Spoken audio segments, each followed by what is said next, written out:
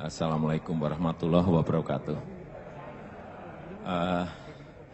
Saya cerita sedikit ya. Dulu saya kan 23 tahun itu kan hidup di dunia ekspor. Jadi saya masuk di pemerintahan 7 tahun yang lalu. Waktu saya masuk di balai kota, saya dulu punya ajudan. Saya kan kurus. Ajudan saya ini tinggi, besar, karena ajudan kan harus seperti itu.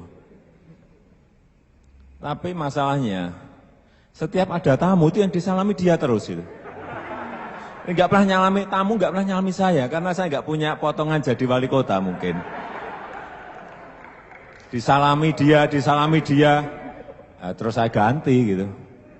Saya ganti yang kira-kira di bawah saya dikit itu. Jadi sampai sekarang yang disalami saya terus. Meskipun juga masih, bodinya bukan bodi wali kota. Ya, saya mau bicara masalah apa ya? Oh ini, 7 tahun yang lalu saya tiap 2 hari itu di demo terus. Datang ke balai kota demo seperti ini. Tapi kenapa demo itu selalu ada? Saya pelajari selama 6 bulan. Ternyata demo itu ada karena gerbang di balai kota itu selalu ditutup kalau ada demo. Tutup, kemudian dijaga sama satpol dan polisi. Kemudian mereka berantem, kemudian besok masuk koran. Nah, yang demo senang. Ya seperti ini, pasti ditutup. Nah, setelah saya pelajari 4-6 bulan, enggak, setelah mereka demo, saya suruh masuk. Sudah silakan, tapi yang menyilahkan bukan satpol, tapi humas saya yang cantik. Masuk, saya ajak ngomong, saya ajak makan. Kalau demonya saya sudah tahu sehari sebelumnya pasti saya siapin makan. Tapi kalau dadak saya siapin snack sama aqua.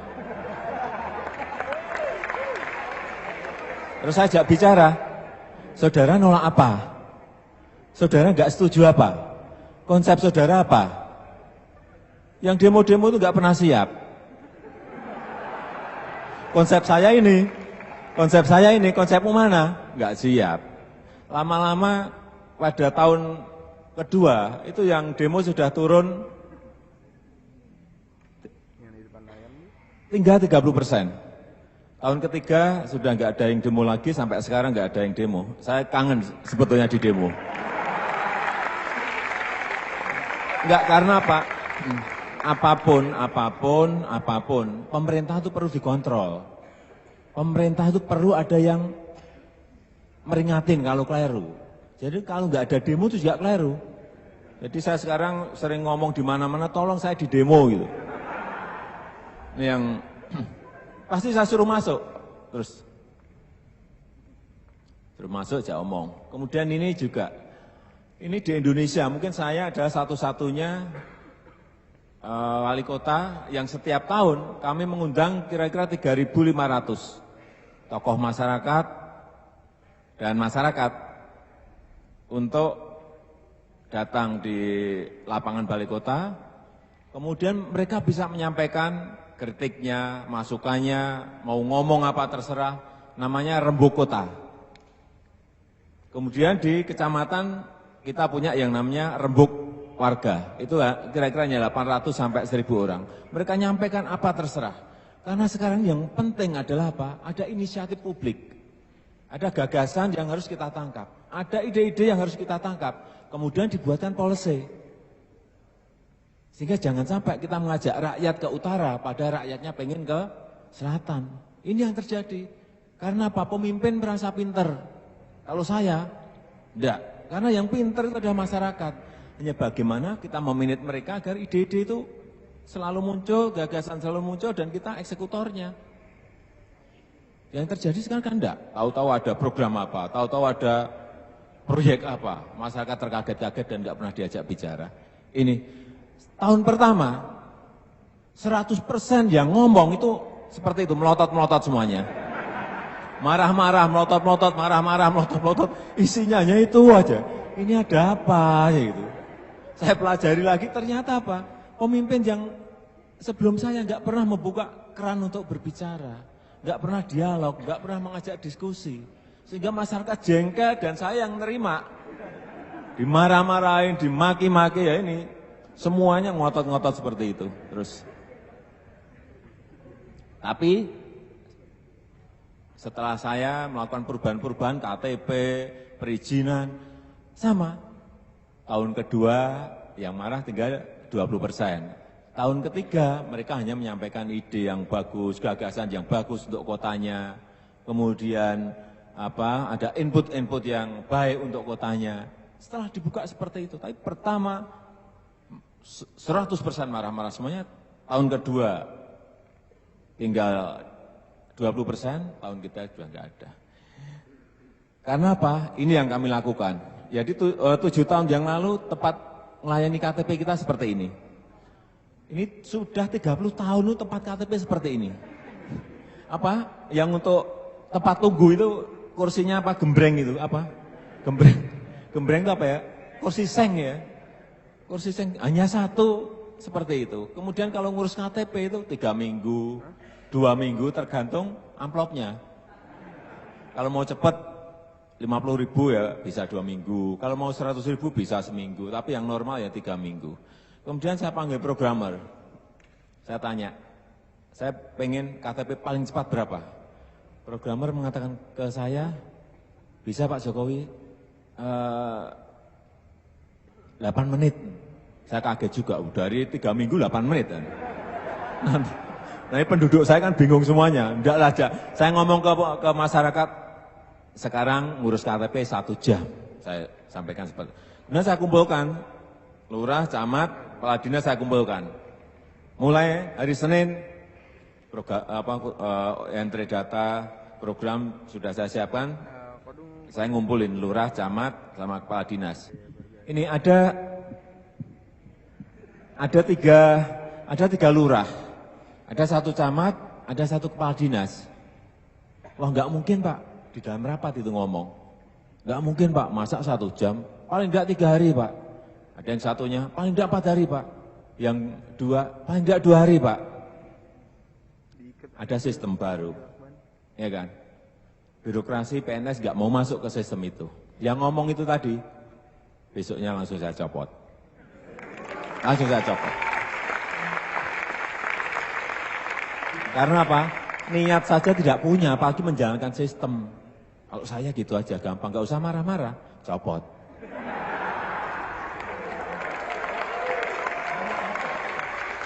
Nah ini, dari tempat yang tadi sebelumnya, yang ini setelahnya. Kayak bank.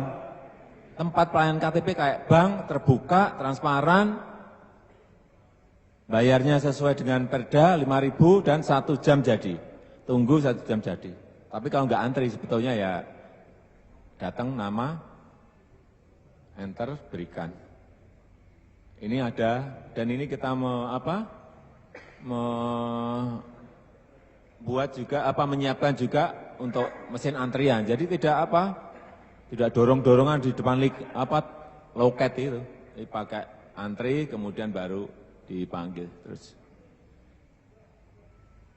Ini yang perizinan juga sama. SIUP, TDP, IMB, semuanya ada 21 perizinan. Yang dulu kantornya kayak gini. Investasi mana yang mau masuk? Investor mana yang mau masuk kalau kantornya aja kayak gitu? Tempat ruang tunggu kayak gitu. Dan jadinya kalau minta izin, misalnya saudara datang, ini 7 tahun yang lalu, minta izin itu. Saya alami dulu, 23 tahun yang lalu. Minta izin, jadinya 8 bulan, 6 bulan, 4 bulan, enggak jelas itu. Saya panggil programmer lagi, berapa bisa? Paling cepat, Pak, 1 hari sampai 6 hari. SIUP TDP bisa paling cepat 1 hari, IMB yang paling lama 6 hari. Oke, saya kumpulkan lagi dinas-dinas. Ada 2 lagi ya, wah Pak, sulit ini. Nah, besok copot lagi. Dari yang seperti ini, kemudian seperti ini. Jadi kayak bank yang layani pakai jas dan jasi, bisa ngomong good morning, good afternoon, bisa ngucapin selamat pagi, selamat siang. Yang paling penting tidak pakai seragam PNS yang hijau-hijau itu. Ini pakai jas jasi, kelihatan profesional, tapi mereka PNS. Dan yang saya pakai ada yang muda-muda, setahun 2 tahun baru jadi PNS. Karena apa? Saya harus mencuci otak agar bisa melayani, agar bisa ngucapin selamat pagi, selamat siang. Dan yang paling penting adalah melayani masyarakat dengan cepat, sehari sampai 6 hari. Ada touchscreen-nya seperti ini, syaratnya jelas, uang yang harus bayar juga jelas, di situ ada semuanya. Kemudian selesai berapa hari juga jelas. Ini transparansi. Saya kira zamannya seperti ini enggak musim lah ya. Izin masih ditulis pakai tangan. 6 bulan, 8 bulan sudah lupakan seperti itu. Terus. Kemudian saya juga niru kartu kredit. Dulu waktu saya 7 tahun yang lalu waktu jadi wali kota, itu setiap pagi itu ada 30 sampai 40 warga yang datang di depan kantor itu. Ada anaknya sakit, nggak bisa masuk rumah sakit. Ada bapaknya yang sudah sakit di rumah sakit, nggak bisa bawa pulang, nggak bisa bayar. Ada ibunya yang sakit, nggak bisa bawa rumah. Banyak sekali, hampir setiap hari 30-40 warga yang datang. Karena mereka betul-betul nggak mempunyai kemampuan. Saya sedih dan itu harus kita selesaikan dengan dengan kasus per kasus. Tapi menurut saya itu bisa terselesaikan kalau ada sistem. Setelah 2 tahun kita berpikir, godok, akhirnya ketemu ini, program yang namanya PKMS. Jadi pemeliharaan kesehatan masyarakat Surakarta, masyarakat Solo.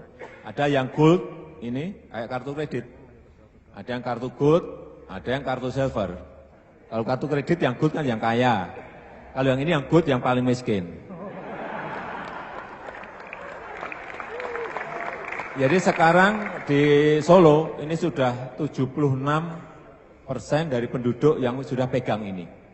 Silver dan gold. Kalau yang gold ini sampai yang namanya cuci darah, kemoterapi kanker itu dilayani. Jadi yang dilayani apa, yang tidak dilayani apa itu ada di sini. Ini sistem. Kemudian untuk manajemen controllingnya, di sini ada by name, by address, ada foto semuanya. Tidak menganggarkan saja. Dulu anggaran untuk kesehatan hanya 1,4, sekarang 19 miliar yang harus saya siapin untuk ini. Dan nyatanya APBD kita juga mampu, nggak ditambah-tambahin juga dari pemerintah pusat.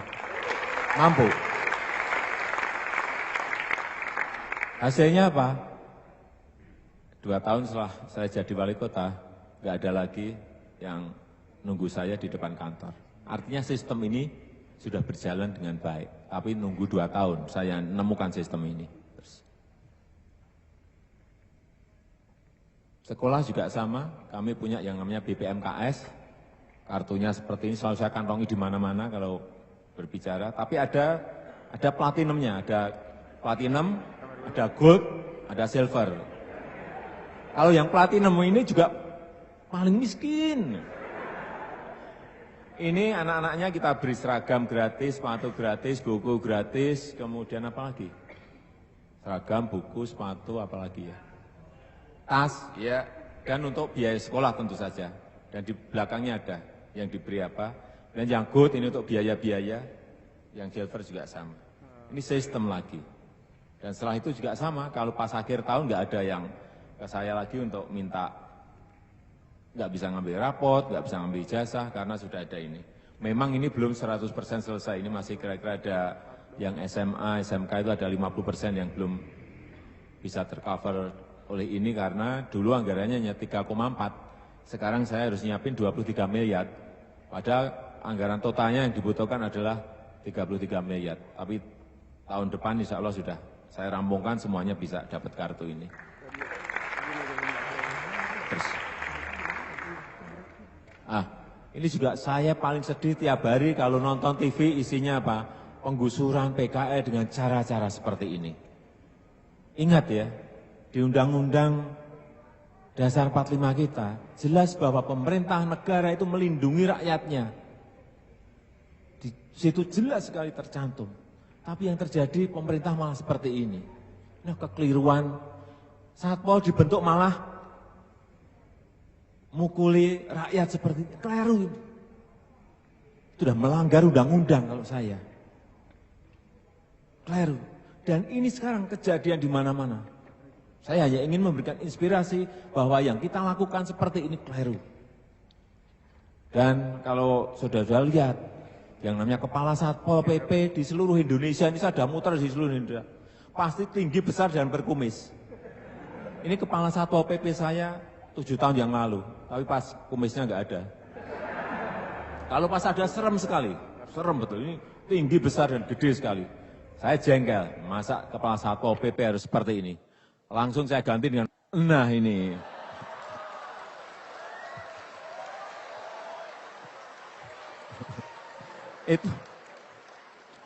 Itu yang di tengah itu Kepala Satpolnya yang di tengah itu. Satpol PP-nya yang ini, yang lucu-lucu itu. Satpol PP saya beri seragam prajurit keraton. Tapi apa? Sebetulnya ada Satpol PP saya juga bingung. Pak, lah nanti kalau ke PKL, ke masyarakat, kalau gebuk-gebukan kita kalah dong. Saya ngomong ada ilmu yang namanya intervensi sosial. Bagaimana pendekatan kelompok, bagaimana pendekatan personal, itu ada ilmunya. Jadi jangan yang tadi, yang Kepala Satpol PP saya yang pertama tadi, saya copot gara-gara apa? Minta pendungan 600, minta tameng 600. Saya baru jadi wali kota baru aja, dia sudah minta, Pak kami minta dianggarkan untuk beli pendungan 600, beli tameng 600. Saya enggak mau, kemudian yang enggak saya beri, kemudian yang tameng dan pendungan yang kita punya sudah saya gudangkan dan dia saya copot.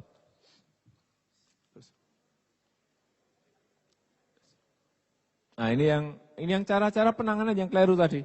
Ini salah satu contoh saja yang namanya Banjarsari. Kalau orang Solo ada yang pernah ke Solo, ini namanya senternya kota, ada PKL sebanyak 989 orang di sini. Dan sudah menduduki ini kira-kira 20-25 tahun. Tempatnya jadi kumuh seperti ini, padahal ini adalah dulu ruang terbuka hijau kota. Jalan yang lebar semuanya dipakai oleh PKL, sudah 5 periode wali kota nggak bisa mindahin. Karena apa? Kalau mau dipindahin, mereka ngancamnya bakar balai kota. Balai kota Solo sudah dibakar 3 kali. Dan saya nggak mau yang keempat kali. Nah ini kalau dilihat dari belakang. Jadi mereka menduduki ruang terbuka hijau, 989 PKL, ngotorin kota, dipindah nggak bisa. 6,5 tahun yang lalu. Ketuanya saya undang makan siang. Ini ketua, karena di situ ada 11 paguyuban, saya undang 11 tapi yang datang 40. Enggak. Saya undang makan siang, tapi yang ada yang dampingi dari advokasi. Mereka tahu ini wali kota baru pasti mau mindahin kita. Mereka bawa advokasi, bawa LSM yang enggak apa-apa. Saya undang makan siang, setelah makan saya suruh pulang. Lupa, enggak ada diskusi Pak, enggak. Saya yang undang makan siang, gitu. Saya suruh pulang. Kemudian 3 hari berikut saya undang makan malam lagi. Enggak ngomong lagi juga. Lupa masa enggak ada ngomong, enggak.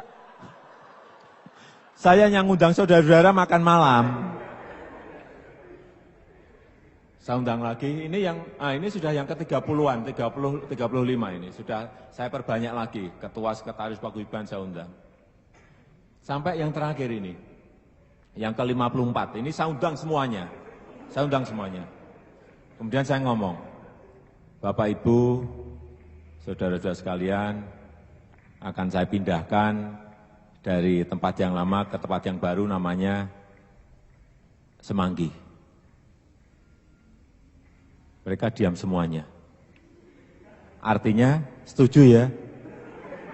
Iya Pak.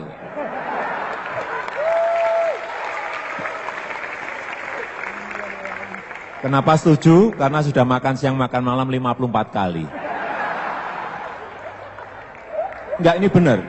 Tapi dari pertemuan pertama sampai yang ke-54 itu, saya jadi tahu betul mereka sebetulnya pengen apa, mereka butuh apa, mereka khawatir apa, itu bisa saya jawab semuanya. Waktu mereka tanya ke ke saya, Pak, kami mau pindah, tapi minta trayek ke tempat yang baru, itu sudah pertemuan dia ke-40, sekian ke atas. Asal Bapak bisa menyiapkan 9 trayek. Wah, enggak dong, jangan 9 trayek. 3 trayek, akhirnya mereka setuju. Jalannya yang dulu hanya 3 meter, minta dilebarkan jadi 6 meter. Oke, saya lihat anggaran ada, ya saya setuju 6 meter. Yang paling sulit waktu mereka, Pak, bertanya, Pak, kami mau pindah, tapi Bapak harus jamin omset kita nanti di tempat yang baru minimal sama seperti di tempat yang lama. Kalau enggak, kami enggak mau pindah. Waduh, kan ya sulit juga itu pertanyaan dijawab. Saya minta waktu lagi, kemudian saya jawab pada pertemuan berikutnya. Ya, yang pertanyaan kemarin saya jawab, masalah omset. Rezeki itu yang menentukan di atas. Tapi kalau jawaban itu aja mereka nggak mau pindah. Nanti setelah sudah pindah, akan saya iklankan di TV 4 bulan, TV lokal. Akan saya pasang baliho spanduk di seluruh kota 4 bulan. Akan saya iklankan di koran lokal selama 4 bulan. Mereka mikir, mereka kan bisnis, PKL itu kan bisnismen. Mereka mikir, masuk akal. Wah, ini wali kota yang baru ini agak pinter itu.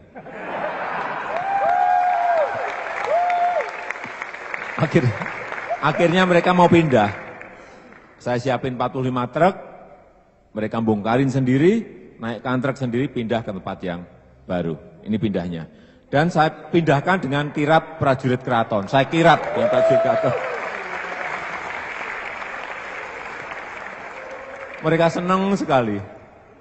Dan saya 3 tahun yang lalu saya diundang di UNON, United Nation on Nairobi, untuk cerita masalah ini. Saya diberi waktu 8 menit, cerita masalah kepindahan PKL ini di hadapan 3.000 peserta Governing Council, dan mereka juga tertawa seperti tadi.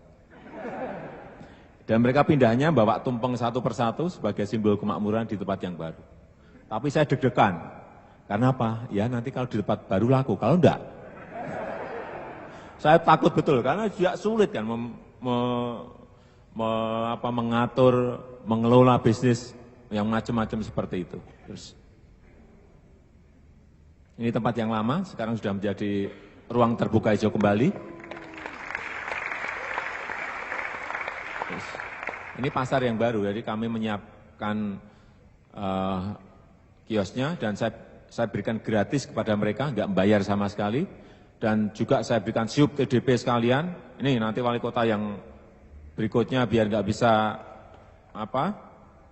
bongkar-bongkar lagi, saya beri siup TDP, artinya status hukum mereka menjadi jelas dan mereka pegang. Pokoknya yang telah kita tata, sekarang kita telah menata 23 lokasi, tata, rampung, beri siup TDP. Nih, rampung, nih. Ini yang tempat yang lain, dulunya seperti ini, kemudian kita buatin shelter seperti ini. Nih, dan gratis juga. Kemudian tempat yang lama sekarang menjadi ruang terbuka hijau kembali. Dulu ini penuh PKL, kanan kiri kanan sampai ke ujung sana penuh semuanya. Terus ini tempat yang lain, ini PKL kuliner, dulunya seperti ini. Saya ngurusin yang kecil-kecil lah, yang PKL, yang pasar itu saya urusin. Yang mall, yang gede-gede itu enggak pernah saya urus.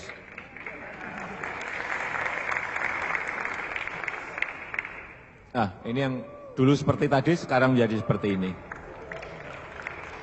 Coba sebelumnya tadi. Nah, ini sebelumnya seperti ini, kotor, bau, kemudian yang baru seperti ini. Dulu kita hanya membiayai tahun pertama 1,3, tahun kedua sudah diambil alih oleh sponsor. APBD enggak membiayai lagi, karena sudah sudah dianggap itu bisa memberikan keuntungan promosi bagi sponsor. Ini PKL-nya juga saya desainkan sendiri, celemek dan topi. Ini yang desain saya sendiri. Tapi ngurus yang kecil-kecil ini sulit loh, sulit betul. Ini celemek ini kadang 2 hari pakai, 2 hari tidak, 3 hari dipakai, 3 hari tidak. yang dipakai terus nggak pernah dicuci. Nggak benar, ini benar. Itu yang sulit itu merubah apa mindset, merubah pola pikir, merubah sikap itu yang paling sulit. Terus, ini kita juga menyiapkan sebuah night market 3 tahun yang lalu, ada 348 usaha PKA, usaha rumah tangga di sini, seperti ini. Saya niru Arbat di Moskow, niru Selin Simentin di Taiwan. Tapi ya mirip-mirip lah. Tapi bagus yang punya saya.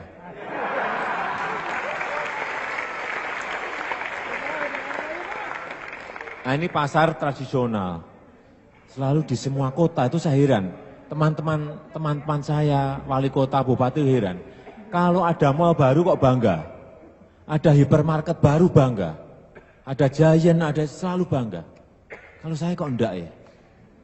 Itu bukan budaya kita. Di Solo itu 30 tahun, tidak ada satu pasar pun, pasar tradisional yang dibangun, enggak pernah. Saya 6 tahun ini telah membangun 17 pasar. Runtuhkan, bangun semuanya, dan yang beda dengan kota yang lain, kita berikan gratis pada pedagang, enggak bayar. Ini yang beda. Terus. Nah, pasar kalau kotor, becek seperti ini siapa yang mau datang? Yang dulunya seperti ini, kotor, bau, becek, kemudian kita bangun menjadi seperti ini. Yang penting gratis untuk pedagang, yang paling penting gratis. Bangunnya mudah, tapi yang memberikan gratis yang sulit. Terus. Ini yang dulu seperti ini, kemudian yang baru seperti ini. Terus. Yang dulu seperti ini gelap, nggak jelas, dan seperti ini menjadi. Terus, jadi saya titip pada anak-anak muda, ya, jangan sering-sering ke mall.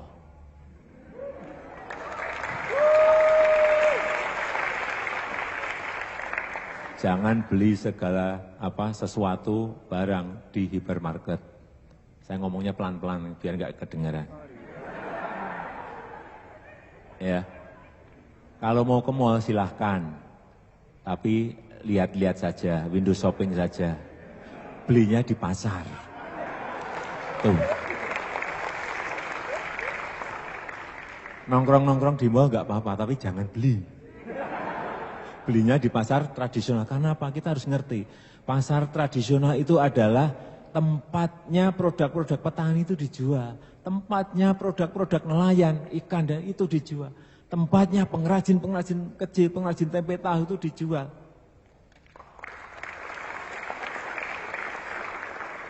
Kita harus ngerti itu. Kalau mall itu pemiliknya hanya satu, kalau di pasar itu pemiliknya ada 1.800, 1.200 satu pasar. Terus ini pasar antik yang lain. Jadi seperti ini terus. Gambarnya nggak saya bawa semuanya, ini nggak rampung sehari. Ini pasar becek dan bau seperti siapa yang mau datang? Ibu-ibu mana yang mau datang ke tempat seperti ini? Kemudian kita rubah menjadi seperti ini. Dalamnya, yang penting dalamnya ini, luarnya, dalamnya. Pedagangnya pakai celemek. Kemudian ada zoning basah, zoning kering, zoning daging, zoning ikan. Ini yang paling penting.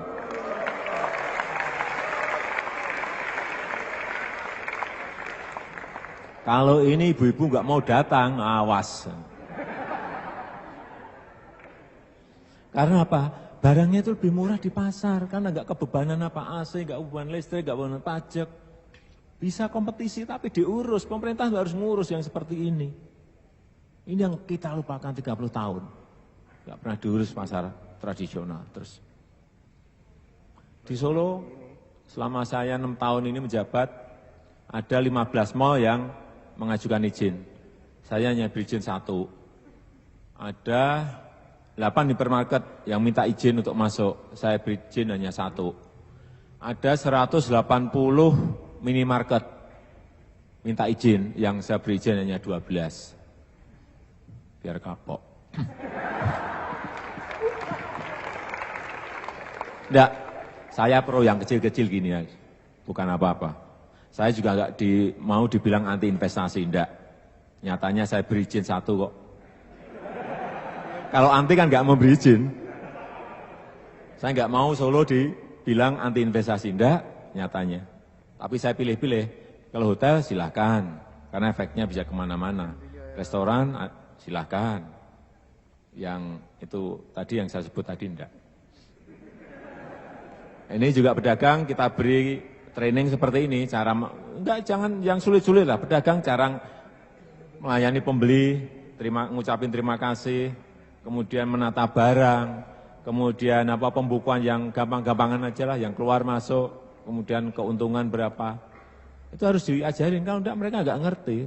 Kalah dengan pasar-pasar modern nanti. Terus ini pedagang-pedagang pasar semuanya. Terus nah ini, city income ya. Income dari pasar tradisional dan PKL, dulu waktu saya masuk hanya 7,8 miliar. Setelah kita bangun seperti itu, dengan manajemen yang lebih baik, manajemen lebih baik, retribusi sama, itu sekarang kita menghasilkan 19,2. Hotel itu hanya 10,5 miliar. Kemudian parkir 2 miliar. Reklame itu 6 miliar, kemudian terminal hanya 1,8 miliar. Artinya apa? PKL dan pasar kalau di-manage, dikelola dengan baik akan menghasilkan income yang luar biasa, 19,2 miliar. Kalau mall itu enggak memberi apa-apa. Enggak, iya betul, karena mereka hanya bayar waktu izin IMB aja, setelah itu enggak memberi kontribusi apa-apa. Kontribusi ekonomi ada di usaha-usaha kecil seperti ini. Nah ini yang apa? Waduh, ini jamnya udah ya? Belum. Saya nanti ngelantur terus. Ini mengenai mobil SMK. Jadi ini ada cerita. 5 tahun yang lalu, Solo ini kota pertama yang mendeklarasikan diri sebagai kota vokasi. Vocational School. Karena di Solo ada 60% SMK, yang 40% SMA. Ini deklarasinya. Terus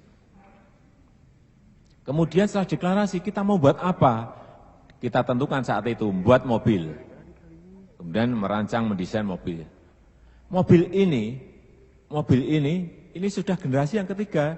5 tahun yang lalu buat, jelek, perbaiki. Generasi kedua, jelek, perbaiki. Yang ketiga ini buat, jelek, perbaiki. Dan sudah dipamerkan 2 tahun yang lalu. Di Surabaya pernah, di Surabaya sekali, di Jakarta 3 kali, di Bandung juga pernah sekali, di Solo nggak tahu berapa puluh kali kita pamerkan. Tapi nggak ada yang lirik, nggak ada yang lihat, nggak ada yang memberikan perhatian. Sehingga 6 bulan yang lalu saya putuskan, saya suruh memperbaiki yang paling yang diperbagus, yang paling bagus. Mobil kayak gini, kemudian saya pakai sebagai mobil dinas wali kota dan wakil wali kota ini. Sekarang sudah jadi mobil dinas kami.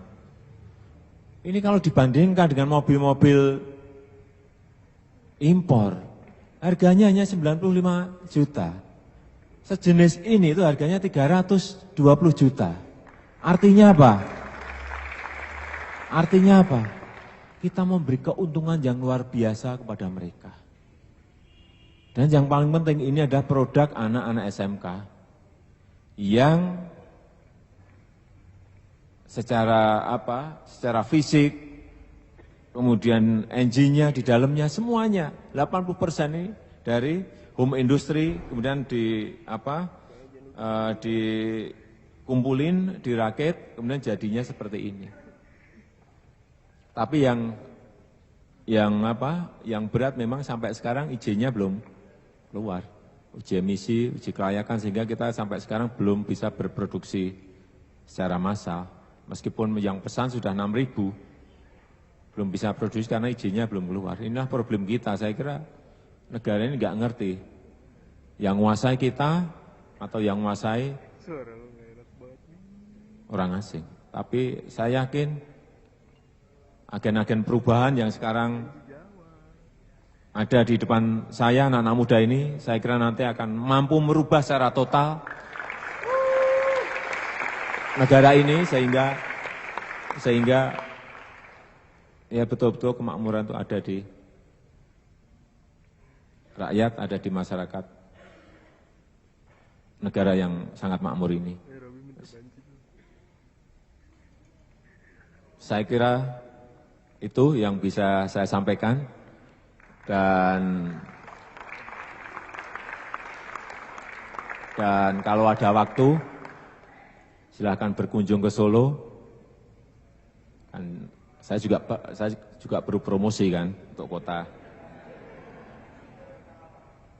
Datang ke Solo, kalau ke sana silahkan telepon saya, kalau enggak telepon mau nge-tweet juga bisa, mau Facebookan juga bisa dengan saya handle sendiri, jangan mikir yang handle orang lain, enggak, saya handle sendiri semuanya, tapi ya tidak, kadang 2 hari enggak saya buka, karena saya enggak mungkin tiap hari main Twitteran, saya harus bekerja untuk masyarakat. Terima kasih. Assalamualaikum warahmatullahi wabarakatuh.